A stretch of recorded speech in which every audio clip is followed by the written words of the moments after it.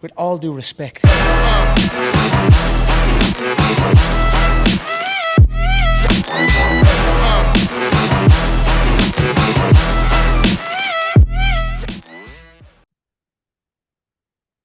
All right, recording in progress. Another thing, I always wonder if people hear that or not, but this is, with all due respect, 16. It's been 16.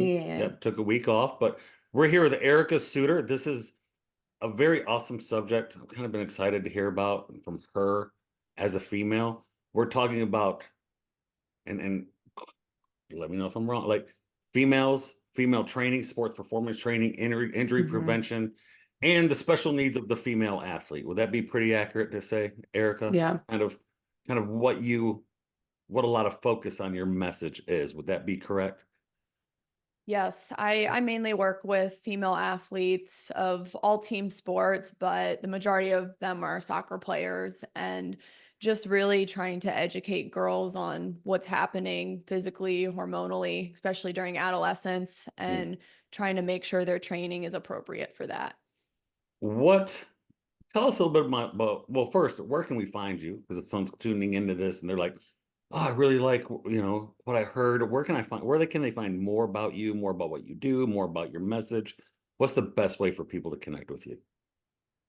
I've kind of narrowed it down to just Instagram. So I'm on there at Fit Soccer Queen. And then from there, you'll find the links to my podcast, the Soccer Queens podcast, and also my female athlete books, which are both on Amazon.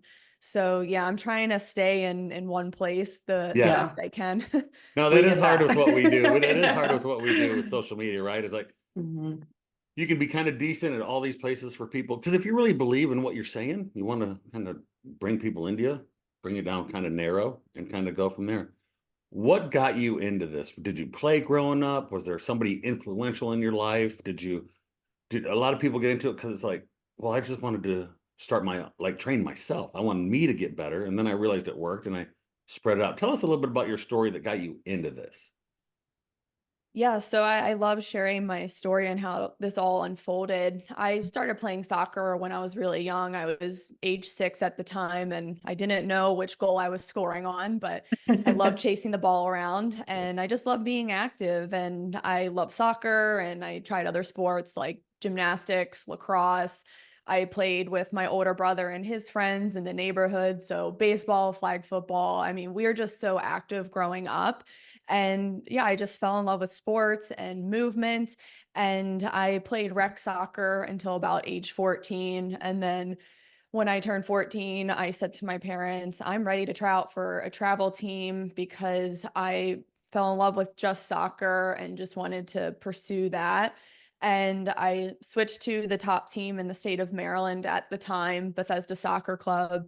And I went to showcases and started considering playing in college, and I got recruited by Division I schools in the Big Ten, like University of Maryland, University of Wisconsin. And I actually turned those offers down and decided to play D3 at Johns Hopkins University. And at that time, it was seen as kind of crazy, but nowadays it would be really crazy because I think there's still that D1 or bust mentality. But I love playing at Johns Hopkins. I went in starting as a freshman and started all 4 years, and then became a team captain and then All-American and National Midfielder of the Year. So I really made an impact in the program, and I love the school for the academics, the team culture. My teammates were awesome, and we had some of the best memories, and I wish I could just go back to that time. That's awesome. So it's a message to girls, right? That's a message to girls 100%. that because it's D1 doesn't mean it's a great fit for you. Yeah. I mean, sounds like you had an amazing college experience. Yeah, culture is so wildly important when you're on a team. And let's be honest, I mean, your parents are probably like, John Hopkins education. Like, well, my dad went there. My dad. Well, there you go, right? Yeah. Right. Yeah. So, I mean, I'm so glad I picked Hopkins, and I look back fondly on that time, and during all of this, from middle school all the way through college, and then I played semi-professionally after college too, I was doing strength and conditioning as a kid and through the length of my career. And I saw so many benefits on the soccer field. I was getting stronger and not afraid to go into tackles. I was shielding a lot better. I was becoming more explosive. My recovery was getting a lot quicker. I hardly was sore anymore. And I just felt really robust to play the game. And I also had much better mental health and confidence. So I've had strength and conditioning in my life for a long time. And when I ended my playing career in my mid 20s, I started off as a soccer skills trainer, but I realized that I was part of the specialization problem. So a lot of girls were starting to get these really stupid overuse injuries that shouldn't be happening at a young age. So I decided to fully shift into strength and conditioning because I found such a need for that, because female soccer players weren't strong enough to handle the increasing demands of the game. And I got my master's in exercise science and performance enhancement, and I've been doing it for almost 12 years. So it's been a journey, but I love doing it. And I still think now in 2024, girls need strength more than ever because they're playing a single sport year round more than I was when I was growing up. So it's just gotten so crazy. So I'm trying really hard to continue to spread the message of strength training. It has gotten crazy, hasn't it? I've been in this industry. I actually started my career in South Florida at IMG. Yeah. And I have seen, crazy is the best word to use, I think, where we're going with youth sports culture. And you're hearing things from parents and kids say things, and even coaches say things. I had my kid's 8, and he still plays Bumblebee. I call it Bumblebee soccer. That's all a bunch of little boys around the ball. And then the ball moves, and they're like little bees all around the ball, and then the ball moves, and there's still little bees on the ball. And we had a coach come up to me and say, you got to get him going in travel soccer now, because he's never going to make ECNL at 14 because it's political. You got to start now or else he's never going to make it. And I'm like, make what? Like, what is he not going to make? He's 8. Yeah. Right. Like, he's more excited, I think, at 8 years old for the chips and the drink afterwards. Right. Than they are. And it's gotten crazy. For doing it for the last 12 years, what changes have you seen? Where was it when you started, and where is it now? And what are some of those, I guess, reasons it's gotten to where it's year-long participation, tons of pressure, right? Tons and tons and tons of pressure, tons and tons and tons of travel. There's an economic side to this from the travel and the participation and the push on young kids. What do you think has happened from when you started to where it is now that kind of had that culture shift, if you understand what I'm asking?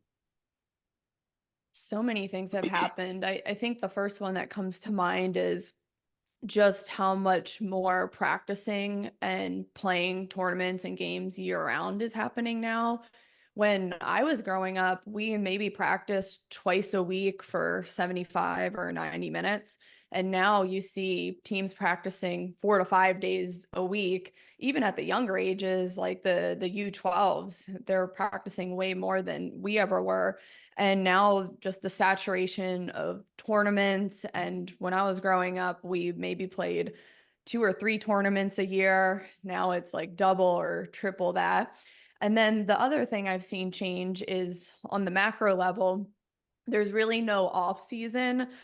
We had the chance growing up to play soccer in the spring, then take off in the summer and maybe sign up for another rec sport or do like an art camp or go on a lot of vacations or play outside in the neighborhood. And then fall, maybe we tried another sport like volleyball, and then winter was basketball, then back to soccer in the spring.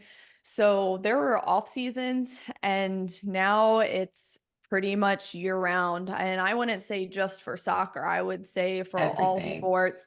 They are going from August when school starts until the following May or June. But then in June and July, parents are signing kids up for camps that are their sport that they're playing. Yeah. Or like with soccer, the big thing now for young ones is they do like 3v3 soccer in the summer. So it's like soccer, soccer, soccer.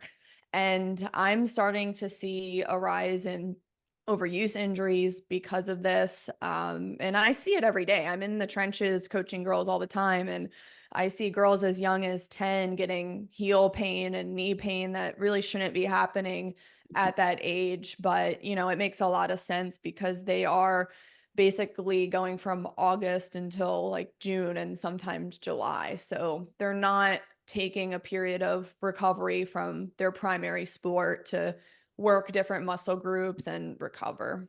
Yeah. Sears disease seems to be one I see a lot too, right? In the heel. Yeah. Sometimes they say that's just growth. Sometimes I say that's a lot of overuse combined with growth. Yeah. You know, you look at that long-term athletic development model, and man, high participation while you're growing can hurt you, right? They want more training, less participation, more strength and conditioning, less tournament time, right? In that mode.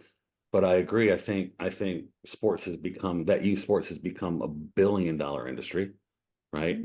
There's a fight for the almighty parent dollar, right? And there's the fear from people that have I guess started businesses in youth sports, right? It's become a business. Clubs have become a business. They fight for that almighty dollar, and at 12 years old, they want you spending all that dollars on the sport they're in, right? They don't want you to go outside and start spending your dollar on other sports. They want to keep it in-house in the sport. Spend your money here.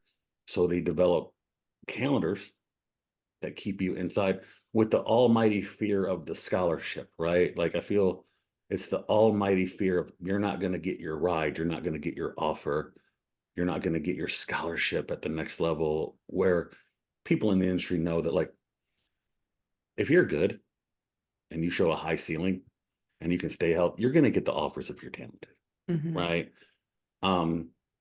It kind of seems like that world has become a war of attrition. Did the girl even make it through healthy without any major injuries or any burnout?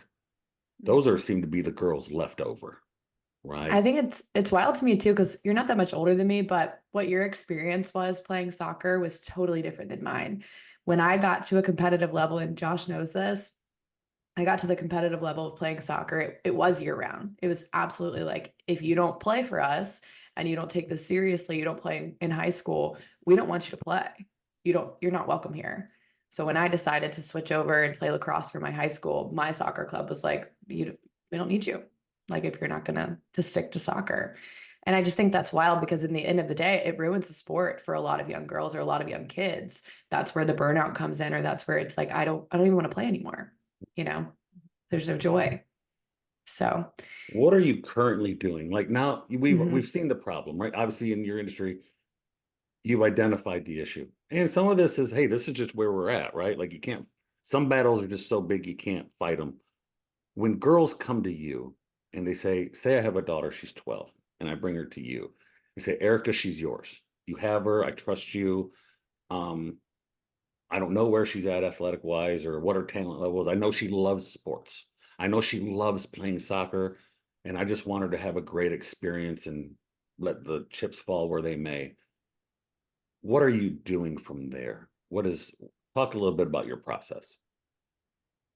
So for a 12-year-old, it's very different than what I'm doing with my older girls. So the first thing I do with parents before they sign up with me is be really transparent on what my process is. So my long-term pathway, I've divided it into 3 stages. So the play phase, where girls are ages 9 to 12, where we're really just working on developing a variety of motor skills like balance, coordination, spatial awareness.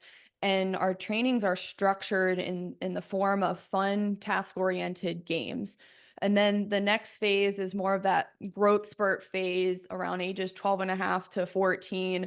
That's where we're still doing fun sessions, especially for speed and agility work. But the resistance training is a little bit more structured, and girls at that age can begin to get in the gym. But for a girl who just started this type of training, we are starting with body weight movements. We are mastering those first, and then some girls progress to bands or dumbbells faster than others. That's something I just evaluate as we go.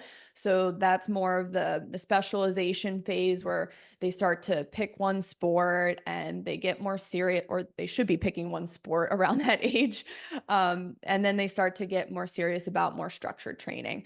And then the last phase I tell parents is ages 14 and a half and up, where girls are close to reaching full maturity. They're starting to put more muscle mass on and grow more into their bodies and get past that awkward phase. We are working more on developing power through velocity-based training and explosive movements. For our speed work, it's more attention to detail and really teaching sprint mechanics, tracking our times, our sprint times through objective data, and also starting to lift heavier in weights. So I'm very transparent about my process, and I don't think a lot of people are. They'll just kind of take on a 10, 11, or 12-year-old girl and put her into advanced training just to please the parent so that they can make a quick buck. And I've actually had parents ask for refunds from me for the younger ages because they were upset. Our speed and agility sessions were racing, relays, tag, and I've refunded a couple $1,000s. This recently happened last summer, and they wanted ladder drills. They wanted A skips and B skips, and they wanted to do box jumps like my older girls were doing.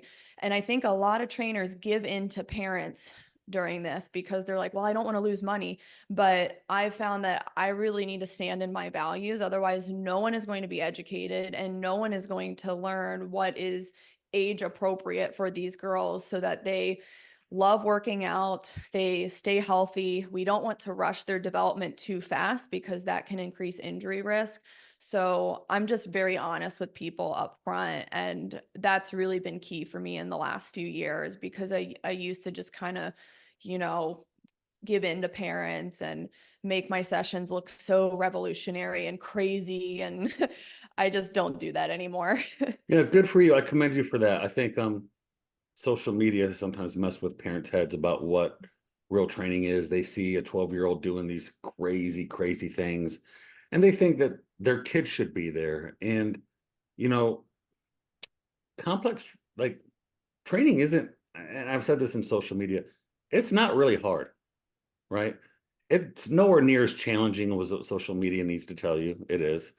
It's a very, very, very simple process. I think sometimes parents think, little Julie's a lot more advanced than she really is. She's still 12, right? And the training needs to be very simple. I commend you for not compromising what you do to the almighty dollar and the parent, right? That's that protects you, and that's your ethics, right? It says a lot about your ethics and doing right by the kid, right? Because you could take that 12-year-old and, oh, this girl's going to be amazing. I'm going to put her with the 15-year-old, and the parent's going to cheer and take video, and post it on social, and talk to their family about how advanced their kid is. And then at 15 years old, she doesn't want to do it anymore. Yeah. Well, I think Right. it's really important for younger kids too to keep exercise fun Yeah. because they are so tied to a job of playing a sport that when they come into their exercise routine that's not in their sport, they want to look at it as something that's fun and engaging because that keeps them around, and then it makes them look at their job as something that they can do because they're having fun outside their job. I'll give an example. So I had a few 12-year-old girls do my fun speed camp this summer. And we do a lot of races, relays. We throw dodgeball and handball in the mix for reactive ability and just fun. And I found with this age group, it has to be very stimulating the whole session. And I've experimented with it. I've tried to coach sprint mechanics to 12-year-olds. it goes in one ear and out the other. Yeah, right. Even if you keep it super basic, after a couple minutes, they're like, can we play a game? Yeah. So it's just funny when you experiment with it. But these 12-year-old girls were also telling me that their coach was still holding practice over the summer while they were doing my camp.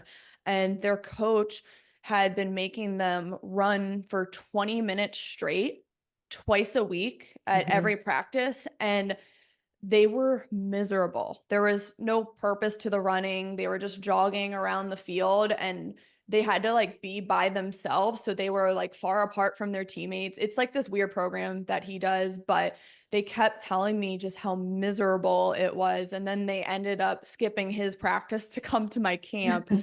So it, just goes to show that at the end of the day, that age group really needs fun. They need to be given a task to complete, and you can learn speed and agility through fun games. And I would argue sometimes you get a better heart rate effect and physical adaptation effect from those games. And usually at the end of my summer camp, I do a session with parents versus kids so that the parents can see how hard these games are.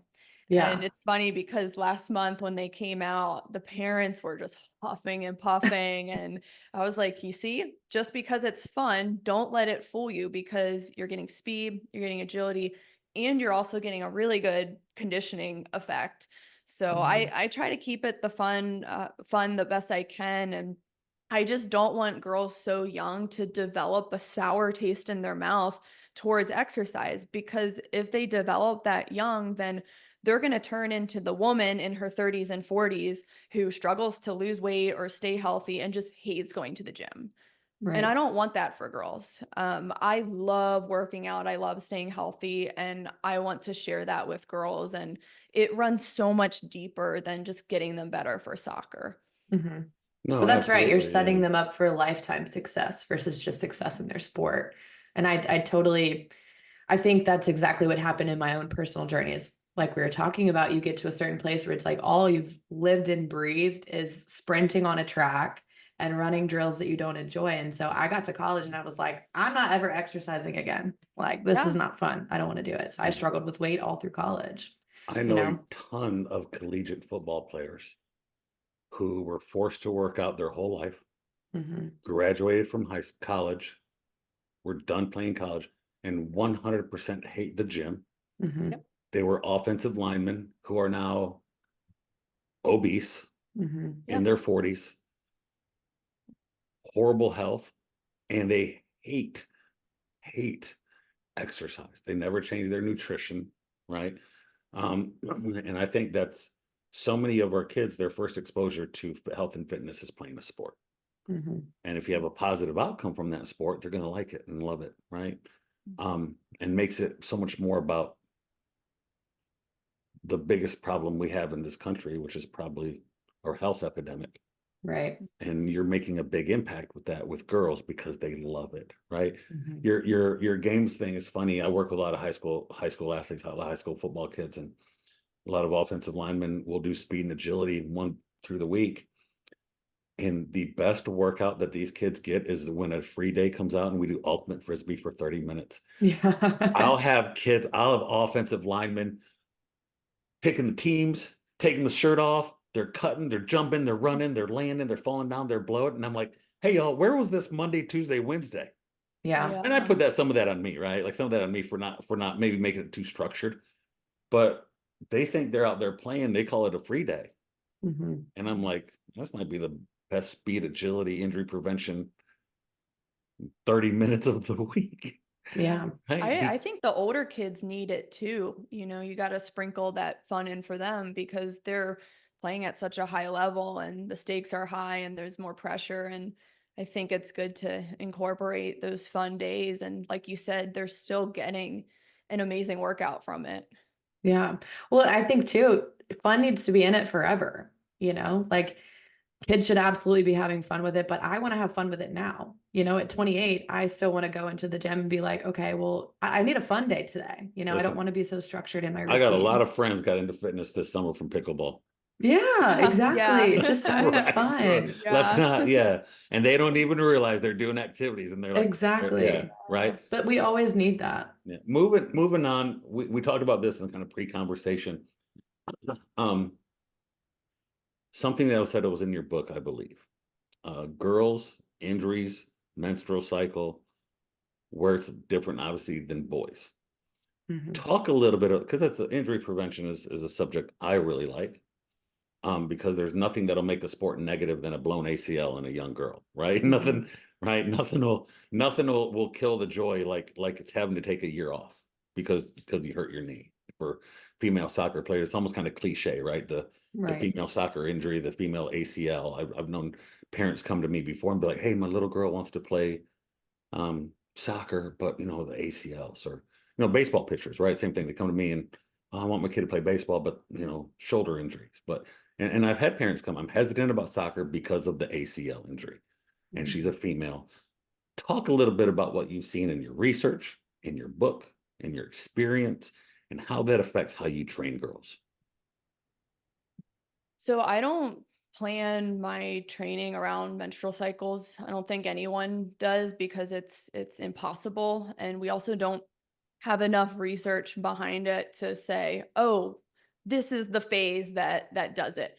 And even if we did, even if there was research that said the luteal phase increases injury risk, how do we truly know? Because Mhm. during that phase, there could have been a multitude of factors in that girl's life. Maybe she didn't sleep the night before. Maybe she's malnourished and under eating. Maybe she was playing on turf, or maybe she had a high stress week at school, or maybe she wasn't strength training in season or taking an off day, or maybe she's been coming off an 11-month season. So we can't say that a certain phase causes injury because there's so many factors involved. So I try to tell girls to not fear their cycles, Mm. and instead of being reactive around it and, oh my gosh, my period's coming or I'm having PMS right now, let us do things we can control that help us to have reduced negative symptoms during certain times of the month. So, a lot of negative symptoms universally that girls report are fatigue, bloating, cramping, sleep disruptions, other digestive issues, and just feeling brain fogged. So those are just some common ones. So how can we make those a little bit better? Well, it really comes down to proper nutrition and making sure you are sleeping and having your recovery days. And nutrition is something that I try to continue the conversation with girls because none of them are learning about it in school.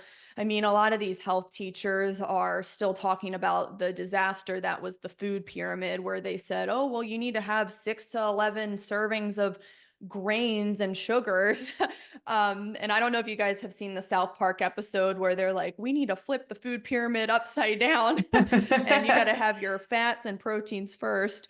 But yeah, just health class is a disaster. And Mhm. they're also not teaching sports nutrition in health class. It's kind of just for the general population. So female athletes aren't getting much out of it in school. So I try to talk to my girls about the importance of protein, because then that can kind of offset some of that fatigue and lack of recovery during certain times in the cycle, and make sure their muscles are repairing well, and they're not going through soreness, and they're able to have still explosive outputs when they're on the field. I talk to girls about how they should not fear fats.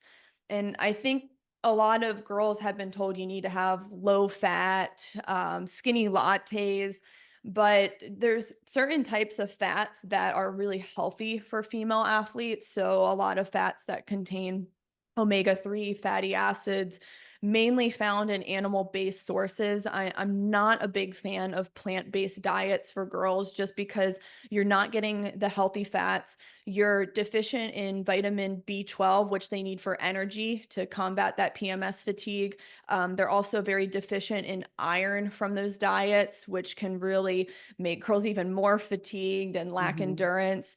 Also, they're deficient in vitamin D3 and then also vitamin K2.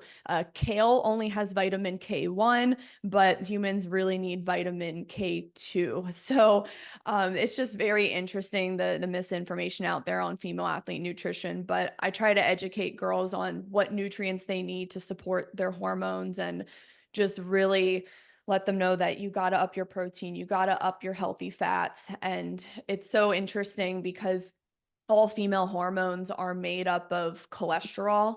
So getting cholesterol from sources that are single ingredient foods, like your eggs are like a multivitamin, your steak, chicken wings, even bacon has healthy fats. So you need some form of cholesterol to support those hormones. And that's a whole separate podcast, the cholesterol discussion and the misinformation. But Yeah. I could go on about this, but I think a lot of girls, if they get nutrition and recovery right, you can reduce your symptoms so much, if not get rid of them altogether. And Okay. I'll give a personal example. So I suffered from PMS pretty much all through college. My diet was not great. I was having a lot of sugar, a lot of alcohol, as you know, as a college athlete. And I had very painful cramps. They were debilitating. My skin, I had so much acne and redness, so that can really affect confidence in female athletes. I was feeling fatigued a lot of the time. I would wake up with a splitting headache, even though I slept 8 hours. And it wasn't till after I got out of college and my health started to go downhill more that I really started to change what I was eating. And I don't think girls are being given like the hard truth about nutrition. Everyone's just kind of like, yeah, like all foods are good, like nothing's bad, eat what you want. But I mean, there are bad foods out there for girls. So it's just interesting, but I've put all my PMS symptoms into remission, and I want to let girls know you can do that too, but you have to be really intentional with what you're putting in your body. Yeah, I don't trust anything the government puts out about nutrition anymore. Nope. No. I've seen enough. I've seen enough information that they came out with, and I'm just kind of like, yeah, I'm not doing that. Yeah, I the saw this. plant-based agenda and Yeah. I yeah. saw The this plant, the girl. fake meat, Yeah. the Lucky Charms are better for you than steak. Yeah. Yeah. And I'm just I like, does anybody believe that? Like, I look at it, I'm like, is that So I look crazy. around me and I'm like, does anybody really buy that? Like, Lucky Charms. Yeah. Yeah. I saw this girl on TikTok and she was like, the government is literally selling us nature. It's selling us how to fix ourselves. But nature is the best way to do it, eating those healthy foods, getting outside, exercising, stuff like that. So that's an important message I try to explain to all my clients and people that I know. Same thing is like a lot of the things that you deal with, you can cure if you can actually fix your diet. That's number one step is fixing your diet. So I think that's really important to instill at these girls at 12, at 14, at 18. There's so much that you can do to help yourself so that you don't deal with anything like this. Erica, if you see a girl, sometimes it only takes our eyes to tell if a girl's struggling with food and nutrition, right? Especially if you've got a long-term relationship with them, you can see a little bit of the deterioration, whether it's they're not eating enough, whether there's an issue there, right? Maybe they've lost a lot of weight recently. How do you begin that conversation with a girl that you see? And there's two sides to this. One, maybe she just doesn't know how to eat, right? Or two, maybe there's an issue there that the female might face that goes outside of just sports nutrition. Maybe there's an eating issue there. How do you address that in your girls? Well, it's interesting because a lot of girls, according to the research, are actually under eating because they just don't know how much to eat. So a lot of people assume it is an eating disorder, which it very well can be, but a lot of girls just don't know how much they're expending in sports and training and how much they need to replenish that with. So I have a whole list of nutrition non-negotiables, and for girls, it's make sure you are eating enough. How do you know you're eating enough? Well, Your stomach's never grumbling. You should never get to a point where you're grumbling before a game. That means you did not fuel enough for that game. Your performance is going down. So if you're starting to fatigue faster or feel slower, a step behind, or your muscle soreness has gone up, or maybe you're getting musculoskeletal injuries and stress fractures and things that shouldn't be happening. Those are some things that are red flags of under eating. So I've never really had an athlete who's had too much of an issue with it. But I've had some people online reach out to me, like moms of girls who they just have drastically lost weight. They've started to fatigue and get injured more. So they're severely under eating. So in that situation, I first and foremost refer out to a registered dietitian. And then also I give them sports psychologists and medical professionals. So I think with disordered eating, there needs to be a team involved. There are certain things in the scope of practice of a registered dietitian that they can do, and then a sports psychologist, what they can do to help heal this condition. So it really takes an army of people. And I think eating disorders go way beyond just the psychiatric component. They're also a metabolic issue. And recently I had Michelle Hearn, who is a registered dietitian, on my podcast, and she talks about how girls need to make sure they're getting the proper nutrients for their brain function. Otherwise, the root of these eating disorders is mainly like obsessive thoughts and OCD. So they really need to make sure they're feeding their brains the proper nutrients. And it comes back to getting essential proteins and also healthy fats, because that's what your brain is made out of. So it is both a metabolic issue and then more of a mental issue as well. So I think that's like a big misconception with eating disorders, is they just need to hire like a psychologist, but they also have to have a good nutritionist who is, sometimes you have to be strict about what girls are eating. And you would think it's counterintuitive for someone who struggles with eating, but there's a lot of eating disorders that have been put into remission from actually eating these clean whole foods, because they're feeding the brain the vitamins and minerals and macronutrients that it needs to heal obsessive thoughts and behaviors. So it's super fascinating, but Michelle Hearn's a good resource for that. I don't think I've ever sat down with a female where they were interested in nutrition and I try to lay out what a fully fueled day looks like.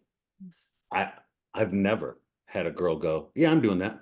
Yeah, never. No one Never. has. I'm 100. I'm 0 for 1,000. Like I've never had a girl Yep. sit down and go, and there's one in mind. And she came to me because she wanted to get healthy for soccer and she was a vegan. She tried to go on her own. Like she watched some episode, some thing on YouTube about Game changers. Yeah, she watched something on Netflix, right?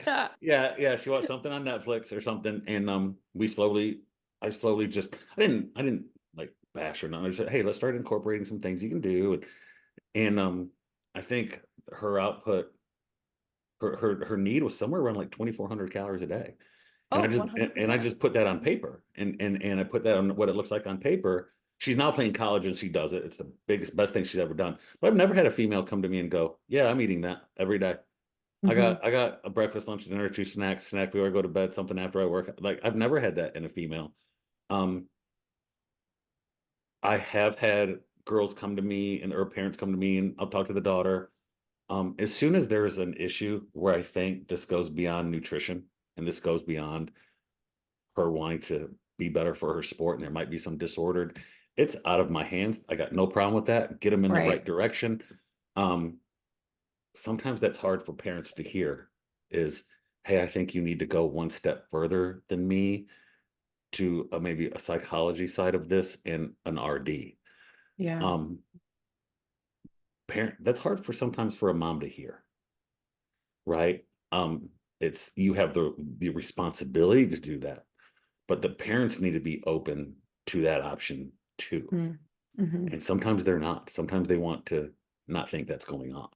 But that's exactly it. They don't want to admit that there's an issue. They want just like a quick, easy fix. But a lot of the time it is a lot more complicated.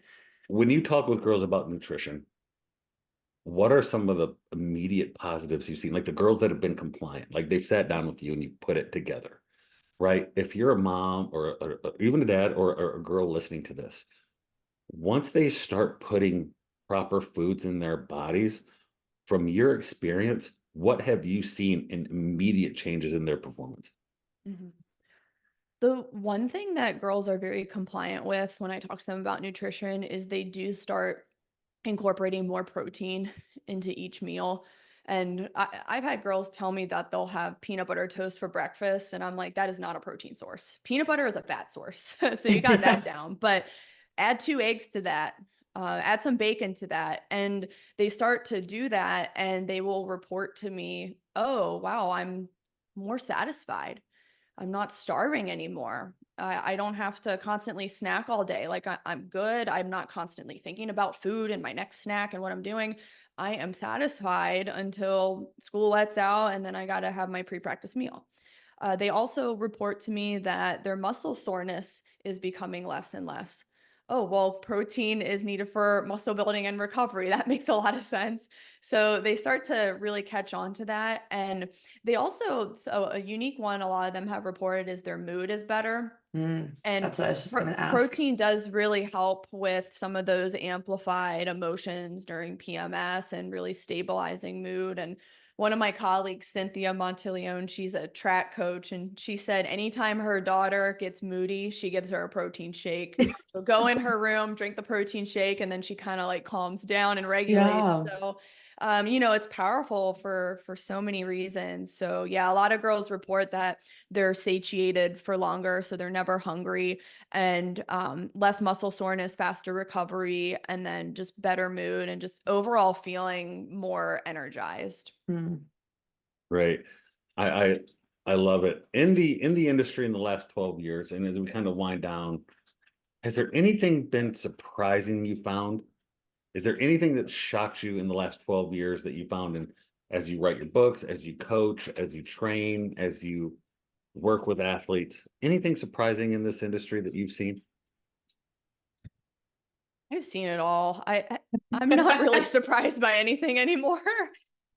Um, I guess not so surprised, but just more and more heartbroken as I continue this. But I just find that the parents of younger girls, like the U12s, are preyed on a lot by clubs and travel teams, and just selling them this lie that if you're not on the top team at age 10, then you're never going to be on the top team, or you're going to get left behind. And when I was age 10, I was just enjoying soccer and not really thinking about the next level yet. It's something that organically happens, and I think with young girls, adults can just get in the way.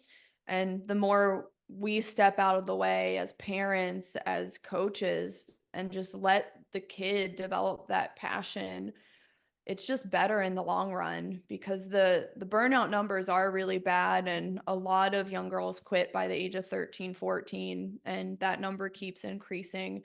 And it's just really sad, and I'm trying to educate the best I can to the parents of young ones what they should be doing at a young age and having that fun and that joy still. But it is hard because I kind of stick out like a sore thumb, because there's so much messaging out there online that kids will fall behind.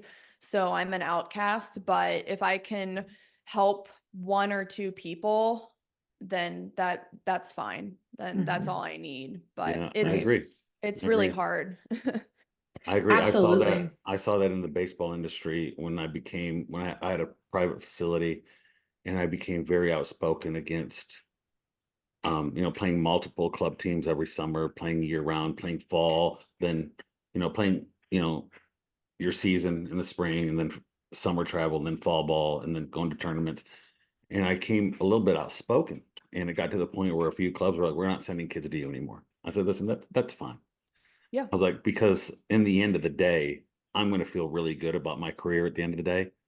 I'm going to feel good and I always have a saying, I'll never compromise a child for a parent. Right. Mhm.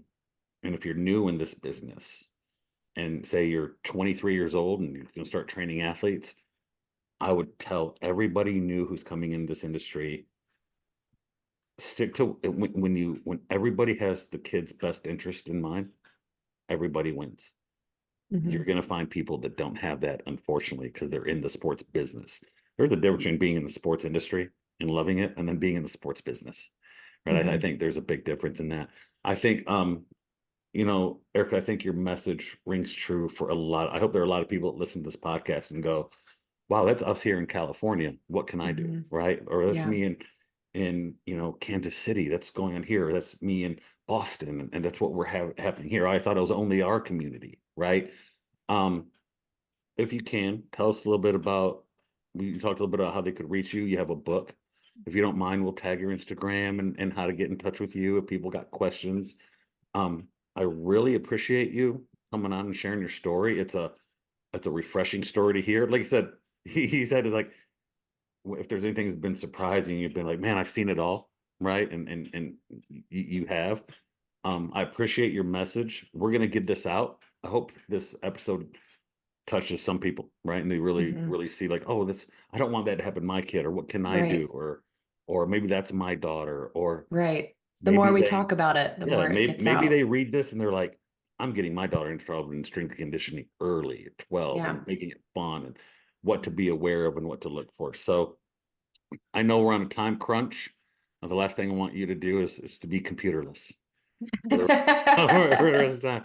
So with that, we appreciate it. We'll let everybody know how to get in touch with Erica. And thank you very much, Erica. I appreciate your time. Thank you so much. With all due respect.